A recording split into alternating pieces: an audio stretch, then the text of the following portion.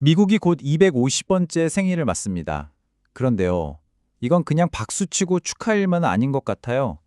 오히려 미국이라는 이 거대한 실험이 과연 제대로 가고 있는 건지 아주 근본적인 질문을 던져봐야 할 때가 아닌가 싶습니다. 지금부터 그 이야기를 한번 시작해 볼게요. 네, 바로 이 질문. 이게 오늘 이야기의 핵심입니다. 저명한 역사학자 질 루포어는 이 질문에 대해 아주 흥미로운, 어쩌면 조금은 불편할 수 있는 진단을 내놓았는데요. 그녀의 시선을 한번 따라가 보면 우리가 미처 몰랐던 미국의 속살을 마주하게 될 겁니다. 오늘날 내 조국에서처럼 외국에 와 있다는 느낌을 받은 적이 없다. 평생 미국을 연구해온 역사학자가 자기 나라를 보고 외국 같다고 말하는 거잖아요. 와, 정말 충격적이지 않나요? 이 한 문장이야말로 지금 미국이 겪고 있는 깊은 분열과 정체성의 위기가 얼마나 심각한지 그대로 보여주는 겁니다. 류포어는 지금 미국의 상태를 진단하기 위해 아주 재밌는 도구를 하나 제안하는데요. 바로 50년의 척도라는 거예요. 뭐냐면 건국 이후 50년마다 돌아오는 기념일을 기준으로 미국의 성적표를 한번 매겨보자는 거죠. 자, 이 척도를 가지고 역사를 쭉 들여다보잖아요. 그럼 뭐가 보이냐면요. 자유와 평등이라는 그 위대한 이상, 그리고 그 이상을 처참하게 배신해온 냉혹한 현실, 이 둘 사이에 아주 치열한 싸움이 보입니다. 미국의 역사가 마냥 아름답기만 한 그런 이야기가 아니었다. 뭐 이런 거죠. 자, 그럼 이 50년 척도를 들고 한번 과거로 가보죠. 각 시대의 미국은 과연 어떤 점수를 받았을까요? 각 기념일마다 미국의 모순이 그대로 드러납니다. 1826년, 50년이죠. 이때는 노예제가 떡 버티고 있는 현실 속에서 아니 독립선언서에다 평등하다고 하지 않았냐 이런 목소리가 나오기 시작했어요. 그러다 100주년인 1876년. 와, 이때는 산업발전으로 막 축제 분위기였는데 바로 그 뒤에선 흑인들의 권리를 그냥 싹 짓밟아버렸죠. 참 아이러니하죠. 그리고 좀 더 가까운 200주년, 1976년. 이때는 뭐 시민권, 여성인권, 베트남전 반대 온갖 시위로 정말 시끄러웠습니다. 그럼 지금은요? 250주년을 앞둔 지금 이건 뭐 민주주의에 뿌린 헌법 자체가 위험하다 이런 진단이 나오고 있는 겁니다. 결국 이겁니다. 미국의 역사는 이 두 얼굴 사이의 끊임없는 싸움, 그거였던 거예요. 한쪽에는 자유와 풍등이라는 깃발을 든 미국이 있고 다른 한쪽에는 그 약속을 계속해서 배신하는 또 다른 미국이 있는 거죠. 이 둘이 250년 내내 부딪혀온 겁니다.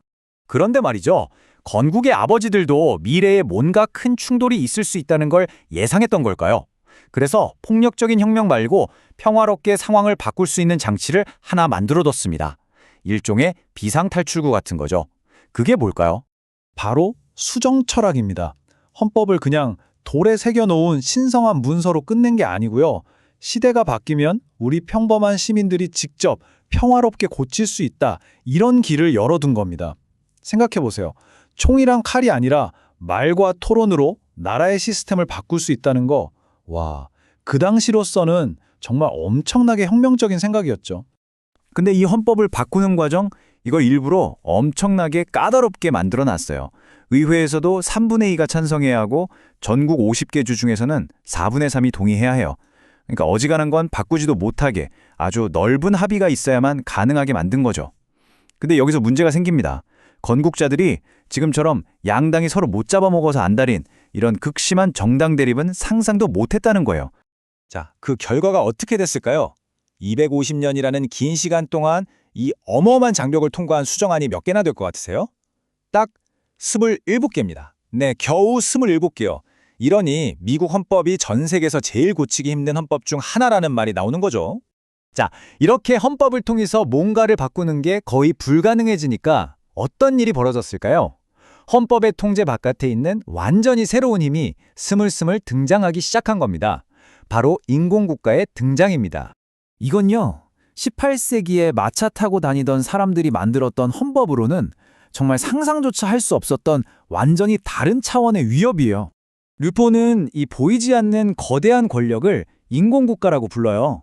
이게 뭐냐면 우리 국민이 아니라 거대 IT 기업들이 만든 알고리즘이 우리들의 생각과 여론을 사실상 지배하는 세상에 말하는 겁니다. 우리가 뭘 보고, 뭘 믿고, 뭘 사는지 우리도 모르는 사이에 전부 조종당하고 있을 수 있다는 좀 무서운 이야기죠. 이 인공국가가 왜 민주주의의 심장을 위협하냐면요. 얘네들은 공익 같은 건 관심 없어요. 오직 이윤을 위해 설계된 알고리즘으로 움직이죠. 법의 통제도 안 받아요. 국경도 없고요. 그리고 이게 제일 중요한데 이들은 우리한테 단 한 번도 당신들의 지배에도 좋습니까? 라고 동의를 구한 적이 없다는 겁니다. 결국 국민이 주인인 데모크라시가 아니라 기계가 주도하는 세상이 되어가고 있다는 거죠. 자, 그럼 우리는 지금 어디쯤 서 있는 걸까요? 250주년을 맞는 미국, 그리고 어쩌면 우리 모두는 굉장히 중요한 선택의 갈림길에 서 있는지도 모릅니다. 루포어는 250주년이 그냥 과거를 돌아보면서 아, 옛날엔 이랬지 하고 끝낼 일이 아니라고 아주 강하게 이야기합니다. 그 대신에 미래를 향해서 아주 근본적인 질문을 던져야 한다고 말하는데요. 결국 르포어가 우리 시대에 던지는 질문은 바로 이겁니다. 21세기에 우리는 과연 우리 스스로를 다스리는 주인이 될 것인가 아니면 보이지 않는 기계의 지배를 받을 것인가?